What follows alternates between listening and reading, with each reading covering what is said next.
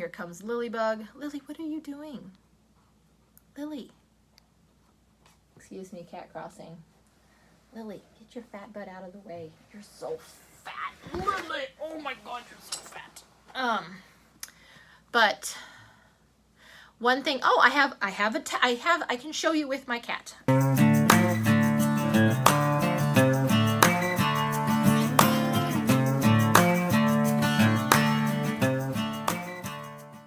Well, hello everyone and welcome back.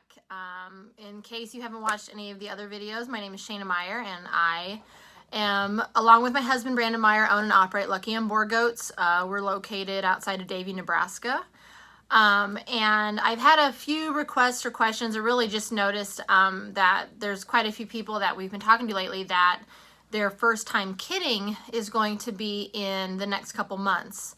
And so I thought that, or at least I remembered that when I first started into raising goats, like, I don't know, I guess for me, maybe it sounds silly, but the kidding kit was a little bit of a, well, not a conundrum, but a mystery, because you just don't know what to put in it. And so I'm going to run you through real quick. Obviously, I'm in between doing chores. It just hit me that I should do this now, and plus my feet were frozen, so I'm gonna do it now.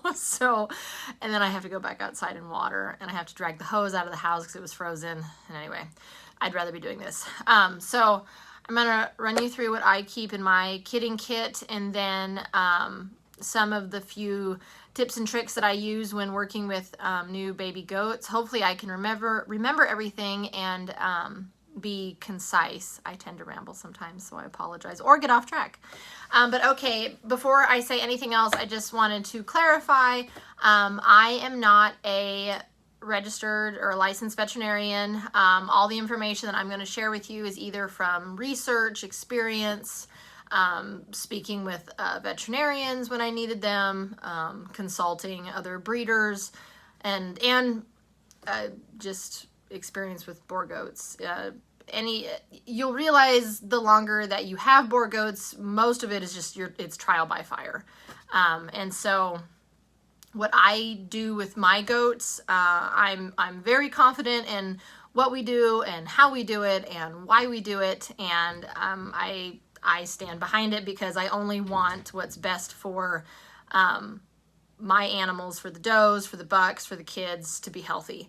And so with that, we'll just dive right on into what I keep in my kit. Oh, and I'm in my husband's office, or it's our office, but I'm in his office right now because it's the most quiet room in the house. So it's probably one of the cleanest, which doesn't say a lot right now.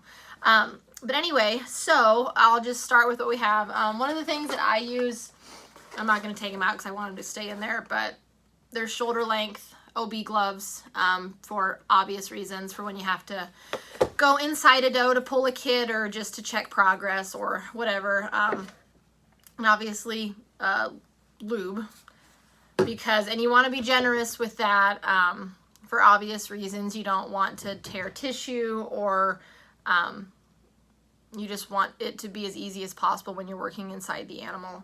The next thing that I keep in my kit are scissors. That is for clipping the cords. I clip the kids' cords to about 1/4 to 1/2 inch length from the body. And then once I clip the cord, I spray. Actually, I had a friend of mine, thanks Corey, they raised lambs, and she suggested, this is just gentle iodine, it's 1% solution, but she suggests putting a spray bottle so you can just hold the kid up and spray instead of dipping it. I'm like, oh my gosh, that's genius, because it's so much easier than, I think it is, than having to try and dip the cord. So spray bottle for the win, or putting a spray nozzle on it. It works amazing. The iodine, what you're doing, not only, to my understanding, are you cleaning the umbilical cord, but you're also helping it dry and dry faster. I'm pretty sure a friend of mine, Jess, I want to say last year they had trouble with umbilical cords not drying fast enough, and so they use, I want to say you can find a 7% iodine solution, because I'm pretty sure that's what we use to paint butts for does when they're iodine deficient. But anyway, we use 1% at kidding to dry the cords down. and to just keep them, you know, from getting infections. So there's that.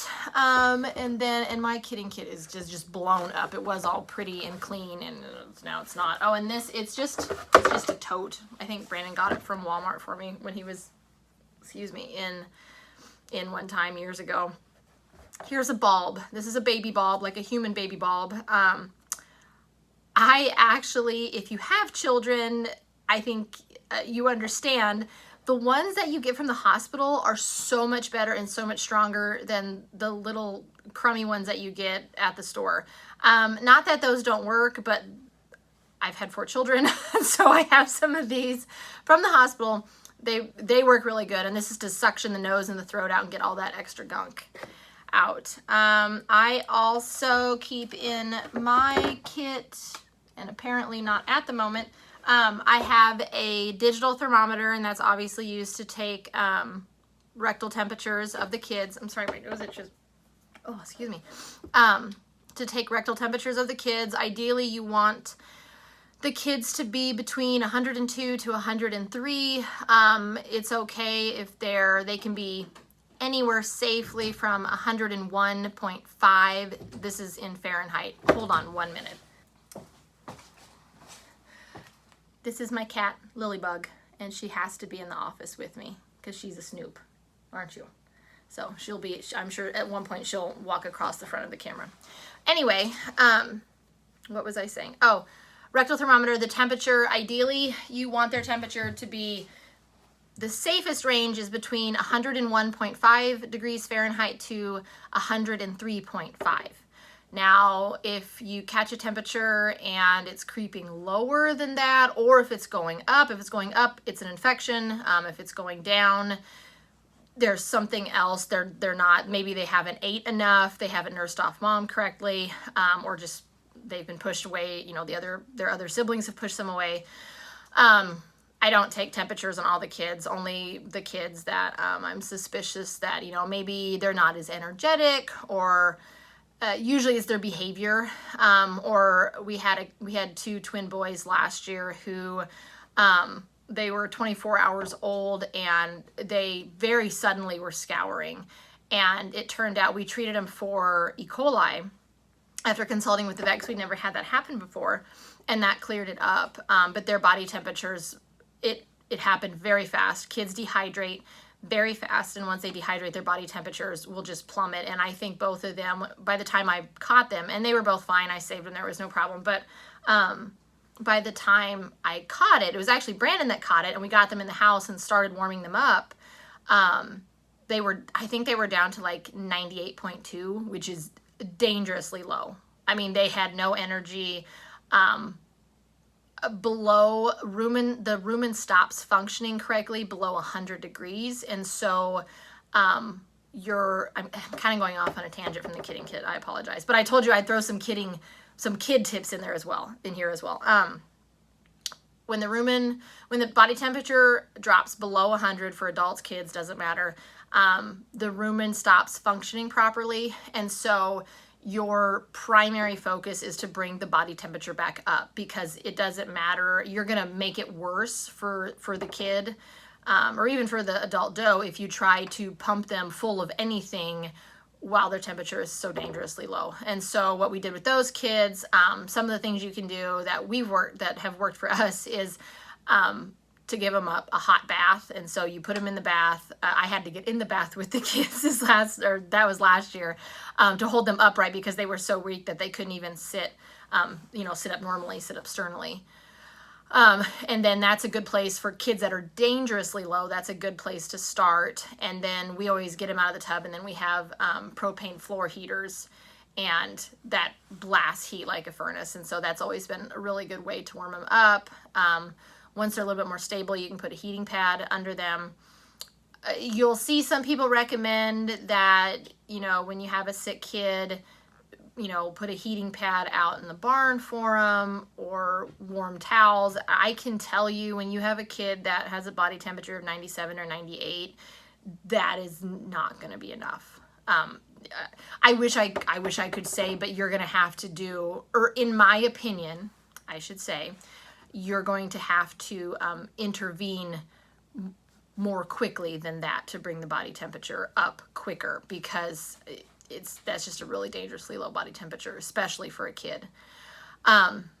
And since a kid's diet is entirely liquid, especially at a very young age, and they can't eat and the rumen isn't functioning properly, as you can figure out, that snowballs into a crisis really, really quick. And so, don't even know. Oh, rectal thermometers. That's where I got off on that tangent.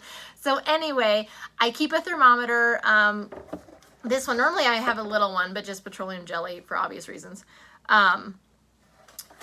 With the rectal thermometer. In a pinch, if you don't have a thermometer, one thing that you can do is you can just take your finger and stick it in their mouth. If it's warm, if it's obviously warm in their mouth, presumably their body temperature is safe, normal, stable, whatever you want to call it. Now, and there have been times when I've stuck my finger in a kid's mouth that I've been suspicious of, and it's ice cold. I mean, without a doubt, something's very, very wrong. And so that's a quick way to do it if you left your thermometer inside, or if you're just questioning something in a hurry. A sidebar to that is that is not a reliable, quick method if the kid has just quit nursing. And so let's say that a kid has been a little sluggish lately, not quite as energetic. You go to check him. You're just going to stick your finger in his mouth just to see how, if he feels normal, and he just comes off of nursing. His mouth is going to feel warm, and that's just from the motion of sucking, of nursing. And so that's the one instance where that is not a reliable way to do it. They could deceive you into thinking that they're warmer than they are, just because their mouth is physically warm at that point in time. But anyway, I think that's all. Another thing you can do to help stabilize kid temperatures, and to give them a little bit of a boost. And you do this after you've brought the temperature up. So if they're still sick, still down, still whatever the problem is, if there still is a problem, once you've got the temperature back up, you can just take your finger and dip it in a little bit of molasses or Caro syrup, something sugary, and just wipe it in their mouth. I can't understand the biology behind it or the chemistry of how it works, but that sugar, I know, helps them to maintain that temperature more stably. Is stably a word? However, I can't get the word out. They can hold their body temperature for a longer period of time while you try to get your life sorted with what you're going to do with your sick kid. But anyway, okay, I think that covers everything there.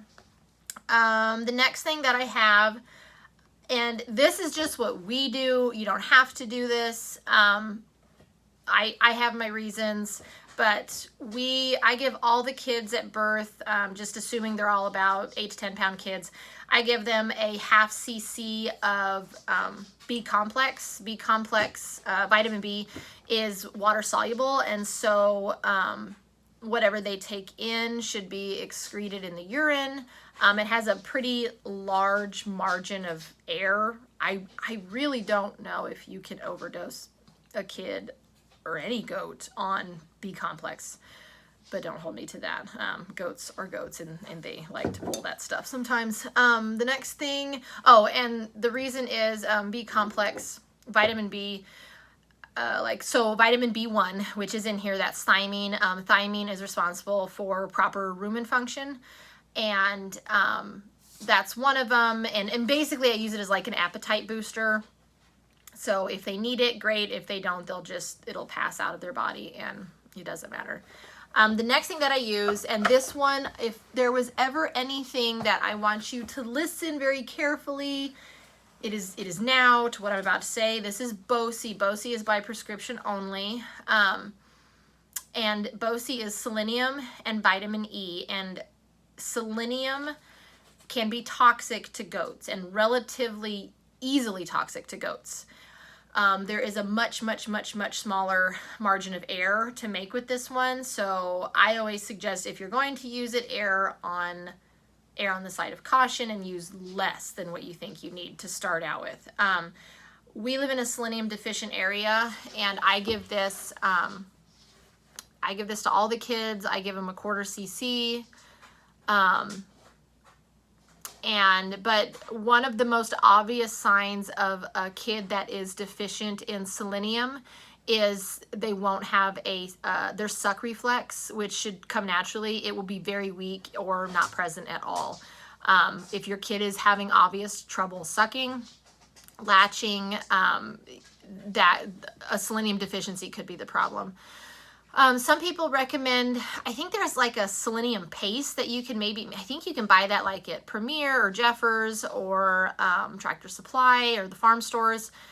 It's just not the same concentration as it works, but my point is it just doesn't work as well. So if you don't have access to the prescription selenium, then I think the next route, I'm pretty sure it's a selenium paste.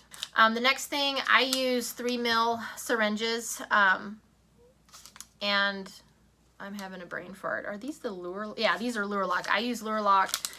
And then I currently I use 18 gauge, so a smidge bigger, an 18 gauge needle with this to give my injections to the kids. Let's see, what else is there? I think, okay, are there any other tips? Let me think. Oh, so one thing that I do, and I don't know if I've said it in any of my labor and delivery videos, but I expect a kid to be up and at the very least, not just attempting to nurse, but really attempting to nurse within at least 30 minutes, especially when it's anything less than beautiful out. If there's even a little bit of a chill, a breeze, kids, they're just so little anyway. Even the big Boer kids are so little. They can go down so quick, especially if they don't have an aggressive mom to make them get up and nurse. And so that's why I am so hands-on with the kids, is that I want them to all get up and to nurse immediately. Sometimes I'll help them nurse, like stick them right by mom. So if you see me doing that in videos, I'm just very hands-on with the does and the kids. I want everybody up and going, as soon as possible, because the longer they sit, the longer they go without eating. Here comes Lilybug. Lily, what are you doing? Lily. Excuse me, cat crossing. Lily, get your fat butt out of the way. You're so fat. Lily, oh my God, you're so fat. But one thing, I can show you with my cat. Okay, so one thing that I do to encourage sucking, so like let's say with like Mystique and her delivery, and she had the 4 kids, so while she was cleaning one, I'd put one next to her, and then I call it the Booty Tickle.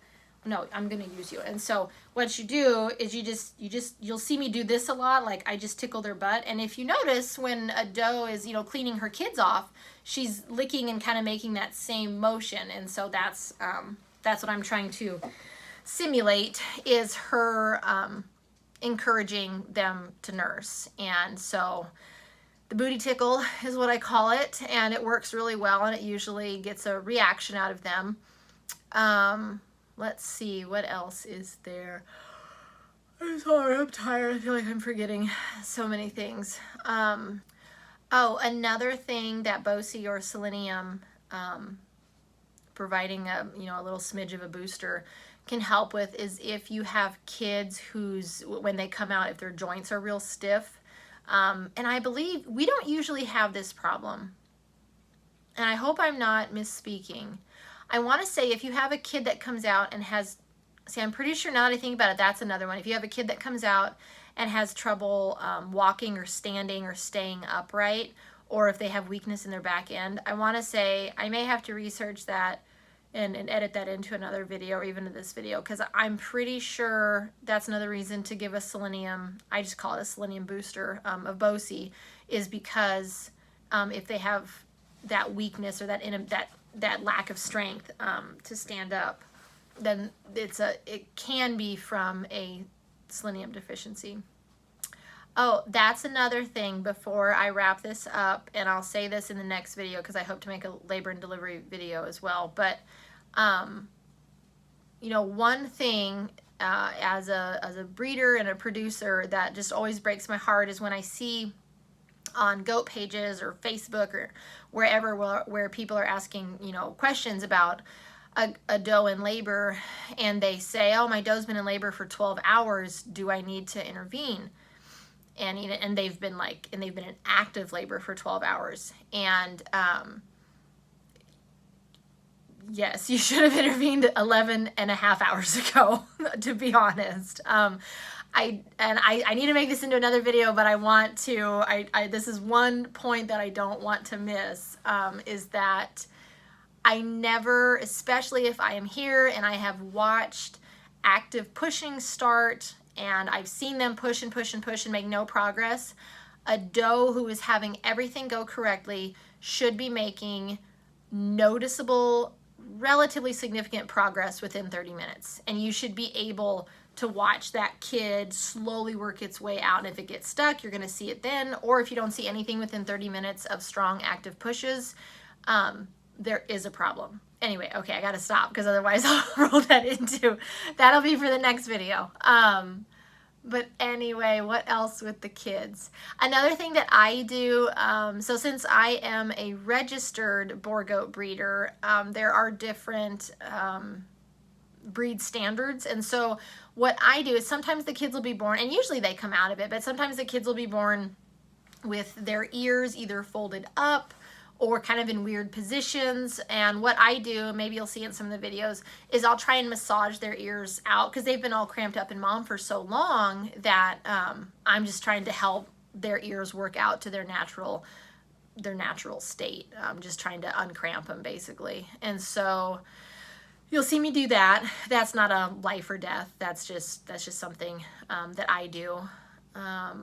Well, all right, guys, I have racked my brain and I can't think of anything else to add for the kids.